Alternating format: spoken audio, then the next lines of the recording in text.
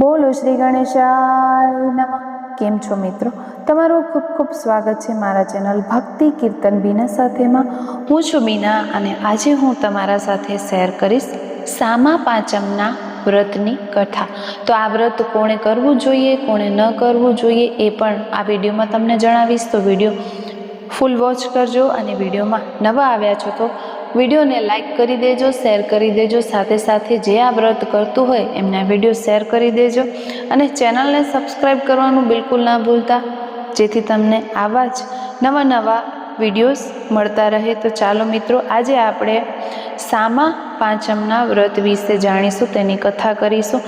તો સૌ પ્રથમ આ વ્રત કોણે કરવું જોઈએ? તો જે સ્ત્રી માસિક ધર્મમાં થતી હોય તેમણે આ વ્રત કરવાનું હોય છે। આ વ્રત એટલા માટે કરવું કે માસિક ધર્મ અનુસાર કંઈ પણ આપણાથી ભૂલચૂક થઈ હોય તો એની માફી માંગવા માટેનું આ વ્રત છે। અને જે લોકો માસિક ધર્મમાં ન થતા હોય, મતલબ કે જે મોટી ઉંમરના બહેનો હોય જે માસિક ધર્મમાં ન થતા હોય, એ લોકોને આ વ્રત કરવાની જરૂર નથી, એમને બાદ નથી આ વ્રત કરવાની। છતાંય પણ વ્રત રાખવું હોય તો એમને આ વ્રત રાખી શકે। વ્રત રાખીને આ વ્રતની આપણે પૂજા કરવાની હોય છે, મતલબ કે સવારે નાહી ધોઈ જો શક્ય બને તો જળાશયમાં એટલે કે નદી તળાવમાં જવું, ત્યાં આપણે નાહવાનું હોય છે। ચારણી લઈ જાવી, એક ત્રાંબાનો લોટો લઈ જાઓ અને ત્યાં માથા ઉપર આપણે લોટાથી ચારણીમાં પાણી નાખીને નાહવાનું અને ભગવાનનું ધ્યાન ધરવાનું। ત્યાર પછી જો એવી રીતના શક્ય ન હોય, તમે નદી તળાવ ન જઈ શકો, તો ઘરે જ આપણા જે નાવાનું પાત્ર હોય તેનામાં આપણે ગંગાજળ નાખી અને એ પાણીથી સ્નાન કરવાનું। જો શક્ય ન બને તો તમે આ રીતે ઘરે પણ સ્નાન કરી શકો છો। ત્યારબાદ ભગવાનનું પૂજન કરવામાં આવે છે, ઋષિઓનું નામ સ્મરણ કરવામાં આવે છે, તેમની પૂજા કરવામાં આવે છે, દીવો કરવામાં આવે છે, અગરબત્તી કરવામાં આવે છે અને આખો દિવસ સામા ખાઈને આ વ્રત કરવામાં આવે છે। આ વ્રતમાં એકટાણું થતું નથી, ઉપવાસ જ કરવામાં આવે છે અને ખાવામાં આપણે ફળ ફરાદી અથવા તો સામા ખાઈને આ વ્રત કરવું જોઈએ। નિત્ય ધર્મ કરીને આપણે આખો દિવસ ભગવાન ઋષિઓનું સ્મરણ કરવું અને જેટલું બને એટલું દાન પુણ્ય કરવું આ દિવસે। તો મિત્રો, હવે આપણે આ વ્રતની કથા જોઈ લઈશું। તો ભાદરવા સુદ પાંચમને સામા પાંચમ કહે છે। સામાન્ય રીતે રજો દર્શન વખતે ભૂલે ચૂકે થતા દોષો નિવારવા માટે આ વ્રત લેવામાં આવે છે। તો સીતાશ્વ બોલ્યા, હે દેવ દેવેશ, મેં ઘણા વ્રત સાંભળ્યા, હવે પાપનો નાશ કરનારું વ્રત મને કહો। બ્રહ્માજી બોલ્યા, હે રાજન, સર્વે વ્રતોમાં ઉત્તમ અને સર્વ પાપોનો નાશ કરનારું ઉત્તમ ઋષિ પંચમીનું વ્રત કહું છું, તો તમે સાંભળો। હે રાજેન્દ્ર, એ વ્રત કરનાર કદાપી નરક જોતો નથી। એના ઉદાહરણ તરીકે પ્રાચીન ઇતિહાસની એક કથા કહું છું। વિદર્ભમાં એક ઉત્તંક નામનો દ્વિજ શ્રેષ્ઠ હતો। તેને સુશીલા નામે પતિવ્રતા નારી હતી। એને 2 સંતાન હતા। પુત્રનું નામ સુવિભૂષણ હતું। એણે સાંગોપાંગ વેદોનું અધ્યયન કર્યું હતું। એણે એના જેવા ઉત્તમ કુળમાં એની પુત્રીને પરણાવી, પરંતુ દુર્ભાગ્યે લગ્ન પછી એનો પતિ મરણ પામ્યો અને એ વિધવા થઈ। એ વ્રતપારાયણ સતી નારી પિતાના ઘરે જ રહી। એનું દુઃખ જોઈ ઉત્તંક પણ ઘણો દુઃખી થવા લાગ્યો, એટલે એણે પોતાના ઘરનો વ્યવહાર પુત્રને સોંપ્યો અને પત્ની અને પુત્રી સહિત ગંગા કિનારે આવેલા અરણ્યમાં નિવાસ કરવા લાગ્યો અને શિષ્યોને વેદોનું અધ્યાપન કરવા માંડ્યો। એની દીકરી પણ પિતાની ઉત્તમ સેવા કરવા માંડી। એક દિવસ પિતાની ઉત્તમ સેવા કરતાં કરતાં શ્રમિત થયેલી પુત્રી મધ્યરાત્રિએ ઊંઘી ગઈ। એ સમય એના સર્વ અંગોમાં કીડા પડ્યા। શિષ્યોએ એ વિવસ્ત્રા પથ્થર પર પડેલી ગુરુપુત્રીને જોઈ દયા આવવાથી તેમણે એની માતાને વાત કહી।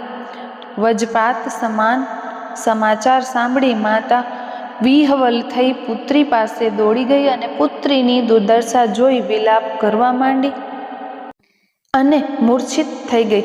ભાન આવતા બંને હાથોથી એને ઉઠાવી અને એના પિતા પાસે એ લઈ ગઈ। એને કહ્યું, હે સ્વામીનાથ, આપણી આ સાધ્વી પુત્રીને કયા દુષ્કૃત્યના પ્રભાવથી મધરાત્રિએ સર્વે અંગોમાં કીડા પડી ગયા. આ સાંભળી ઉત્તંગ મહારાજે ધ્યાન ધર્યું અને પુત્રીના પૂર્વજન્મમાં કર્મ જોઈ કહેવા લાગ્યો, આ પુત્રી એના પૂર્વના 7મા જન્મમાં બ્રાહ્મણી હતી. એ રજસ્વલા હતી, છતાં એણે ઘરમાં પાત્ર વગેરેને સ્પર્શ કર્યો. એ પાપથી આ પુત્રીના શરીરમાં કીડા પડ્યા છે. હે પ્રિય, રજસ્વલા સ્ત્રી પ્રથમ દિવસે ચાંડાલી, બીજા દિવસે બ્રહ્મહત્યારી, ત્રીજા દિવસે ધોબણ છે અને ચોથે દિવસે શુદ્ધ થાય છે. આ પુત્રીને એક એના રજસ્વલાનું પાપ લાગ્યું હતું. ઉપરાંત એ જ્યારે શુદ્ધ થઈ ત્યારે એની સખીઓને વ્રત કરતી જોઈ એમના વ્રતનો અનાદર કર્યો હતો. એનું અને એને બીજું પાપ લાગ્યું, એટલે જ એના શરીરમાં કીડા પડી ગયા. સુશીલાએ પૂછ્યું, હે મહારાજ, જે વ્રતના દર્શન માત્રથી આપ તેજસ્વી બ્રાહ્મણ કુળમાં જન્મ પામ્યા છો અને એનો અનાદર કરવાથી આ પુત્રીને મધ્યરાત્રિએ દેહમાં કીડા પડ્યા, એ મહા આશ્ચર્યમય કયું વ્રત છે? કૃપા કરીને એના વિશે મને કહો. ઉત્તંક બોલ્યા, હે સુશીલે, સર્વ વ્રતોમાં ઉત્તમ એવા એ વ્રત વિશે સાંભળ. એના આચરણ માત્રથી આવા પાપ નષ્ટ થાય છે અને 3 પ્રકારના દુઃખોમાંથી નારી મુક્ત થાય છે. નારીના સૌભાગ્યમાં વૃદ્ધિ થાય છે અને સંપત્તિ અને શ્રેયની પ્રાપ્તિ થાય છે, તેમજ સર્વ આપત્તિઓ નષ્ટ થાય છે.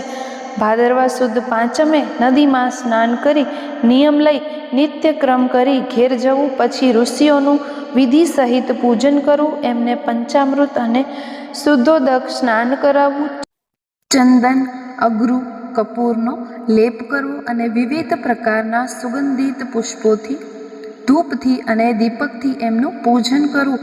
એમને ઉપવીત વસ્ત્રો, નૈવેદ્ય અને મિષ્ટ ફળ અર્પણ કરવા.